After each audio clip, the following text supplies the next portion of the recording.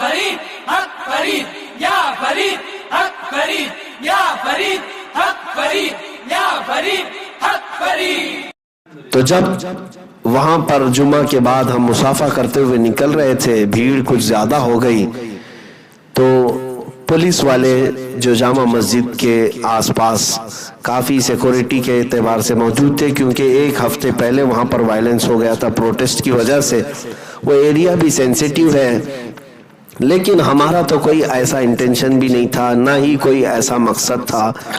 ہم تو جمعہ پڑھ کر کے جب نکلنے لگے تو بھیڑ ویسی آ گئی. اور ظاہر سی بات ہے، جب کسی کو تم ٹونٹ کرو اور جب تم کسی کو للکارو اور پھر سامنے نہ آؤ، تو اس نوجوان قوم کے جو جذبات ہوتے ہیں محبت میں اور یقین میں، وہ تو نعروں کے ذریعے سے تو نکل ہی جاتے ہیں.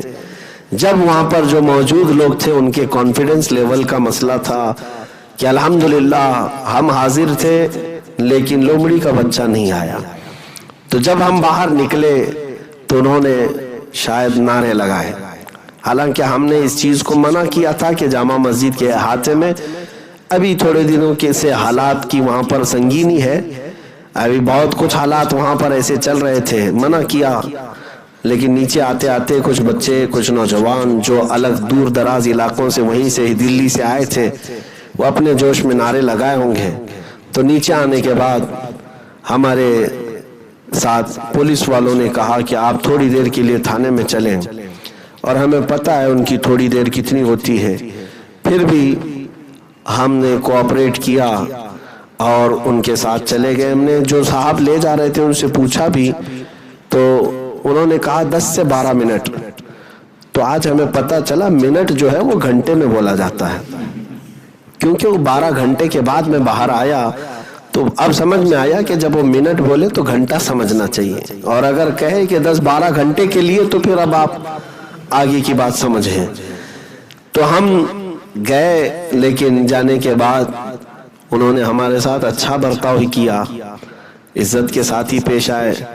اور جامع مسجد کے جو وہاں پر ذمہ دار حضرات تھے وہ بھی آئے کافی دیر کے بعد. لیکن ہمیں یہ بات معلوم نہیں تھی کہ حالات ایسے کیا سنگین تھے جس کی وجہ سے ہمیں ڈیٹین کیا گیا. نہ وہاں کے ہم نے ماحول کو کوئی خراب کیا یا وہاں پر کوئی ایسی سینسیٹیویٹی بڑھائی، کچھ بھی نہیں ہوا، نارمل تھا. جامع مسجد کے آس پاس کی دکانوں والوں کو تو پتہ بھی نہیں تھا، خبر بھی نہیں، ہم نارمل جا رہے تھے.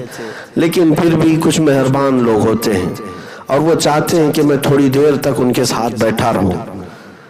تو مہربانی کا شکریہ. بیٹھے رہے. تھوڑی دیر کے بعد پھر ہمیں الگ الگ ایجنسیوں کے ذریعے سے پوچھ تاچھ کرائی گئی. ٹھیک ہے، یہ ان کی اپنی کارروائی تھی، ان کا اپنا پروسیس تھا.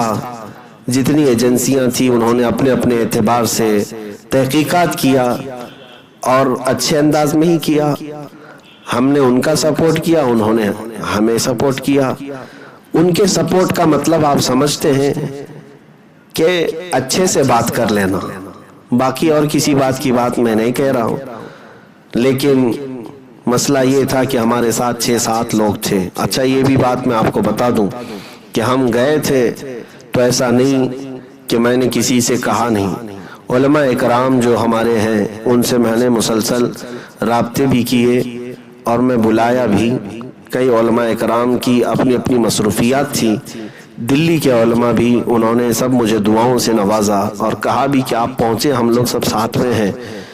تو بہرحال اپنی اپنی مصروفیات کے اعتبار سے جو نہیں آ سکے میں ان کو بلیم نہیں کرتا، لیکن جو گئے ان کو گالی بھی نہ دو.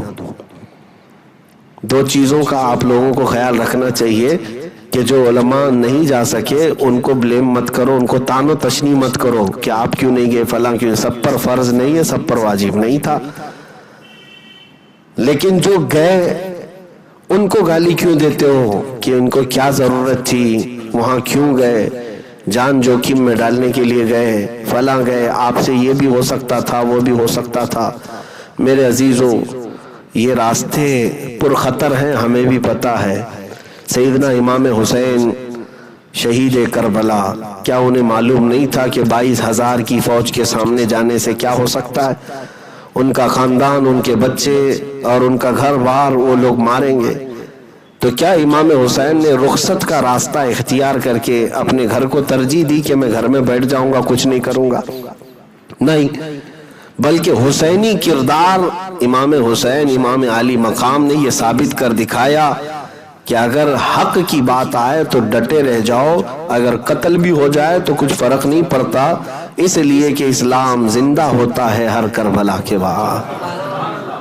حق کے لیے تم ڈٹے رہو، یہ عزیمت کا راستہ ہے۔ تو میرے عزیزو، وہاں پر ہمارے ساتھ ہمارے بڑے عزیز ساتھی حضرت علامہ مولانا مفتی ظفر نوری ازہری صاحب گوالیار سے ساتھ میں تھے، بلکہ ساتھ جامع مسجد بھی گئے، ساتھ واپس بھی آئے۔ اور ایک بڑی بات یہ بھی ہے کہ بریلی شریف سے خانوادہ اعلی حضرت سے شہزادہ منان رضا صاحب، حضرت سمنانی میاں صاحب قبلہ، عمران میاں صاحب، یہ بھی ہمارے ساتھ موجود تھے، ان کے سالے صاحب سید صبور علی صاحب بھی تھے۔ تو یہ مسلسل جامع مسجد میں ہمارا ہاتھ پکڑے رہے، ساتھ ہی میں رہے، نیچے بھی آئے جب جامع مسجد سے اتر کر کے آ رہے تھے۔ باقی تو ہمارے یہاں کے ساتھی تھے اور دلی والے بھی تھے۔ ایک بات میں آپ کو بتا دوں، دلی والے بڑے دلیر بھی ہوتے ہیں اور بڑے جذبے والے اور بڑی محبتوں والے بھی ہیں۔ آپ اگر یہ سوچتے ہو کہ وہاں کون ہے، ہمارا کوئی رشتہ دار نہیں، انجان جگہ گئے ہوئے تھے، لیکن ایسا نہیں میرے عزیزوں۔ جب میں پولیس اسٹیشن کے اندر گیا تو اتنے نوجوان وہاں باہر تھے، حالانکہ کئی بار فون کے ذریعے سپیکر آن کر کے میں نے سب کو منع کیا کہ آپ منتشر ہو جاؤ، وہ پولیس اسٹیشن کے باہر بھیڑ مت جمع کرو، کہ کہیں نعرے بازی میں کچھ زیادہ وہاں پر بھی وائلنس ہو گیا تو اچھا نہیں ہوگا۔ سب لوگ میرے اعلانات کے باوجود دوپہر 2 بجے سے لے کر رات 2 بجے تک اس روڈ سے کوئی ہٹا نہیں۔ وہ نوجوان تقریباً یوں سمجھ لیں کہ 300-400 کی تعداد میں وہاں ڈٹے رہے، وہ سب دلی والے لوگ تھے، اور کچھ الگ الگ علاقوں سے بھی آئے ہوئے تھے جو جامع مسجد آئے ہوں گے، تو وہاں پر ہم سے ملاقات ہوئی یا اس پروگرام میں شریک رہے، اور وہ مسلسل دعا بھی کرتے رہے، اور ہر آدھے گھنٹے پر جو بھی پولیس والا باہر نکلے اس سے پہلے پوچھتے کیا چل رہا ہے، تو اندر کی وہ رپورٹ یہ دیتے کہ 10-15 منٹ میں چھوڑ دیں گے، 10-15 منٹ میں چھوڑ دیں گے۔ تو 10-15 منٹ باہر والوں کو تو پتہ نہیں ہے منٹ کسے کہتے ہیں، تو بہرحال ان کا بھی انتظار تھا بہت۔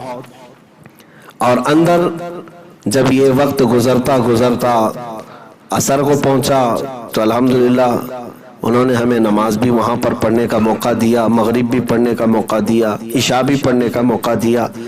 ساری نمازیں ہماری الحمدللہ اپنے اپنے وقت پر ہوتی رہیں، کوئی دقت نہیں۔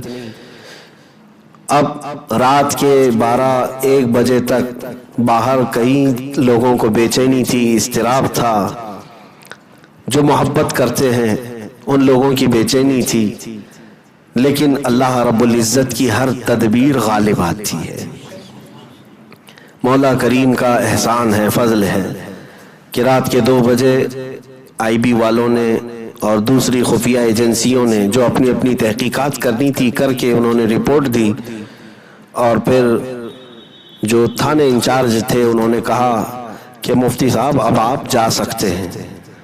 رات کے 2:30 بج رہے تھے، ہم باہر نکلے تو 2:30-3 بجے اندھیرا چھایا ہوا ہوتا ہے، لیکن باہر آ کر کے دیکھا تو عاشقان رسول کا اتنا بڑا ہجوم تھا کہ روشنی روشنی تھی، ہر کوئی جو ہے تک رہا تھا۔ ایک بات میں آپ کو بتاؤں، ان کی محبتیں، ان کے احساسات، یا وہ جو باہر بیٹھے تھے وہ مجھ فقیر کے لیے یا میرے کپڑوں کے لیے، میرے منصب کے لیے نہیں، بلکہ ان کی جو بھی محبتیں تھی وہ آقا کریم کے حوالے سے تھی، حضور پاک صلی اللہ تعالیٰ علیہ وسلم کی وجہ سے تھی۔ میں بارہا یہ کہتا ہوں، یہ ناز یہ انداز ہمارے نہیں ہوتے، جھولی میں اگر ٹکڑے تمہارے نہیں ہوتے۔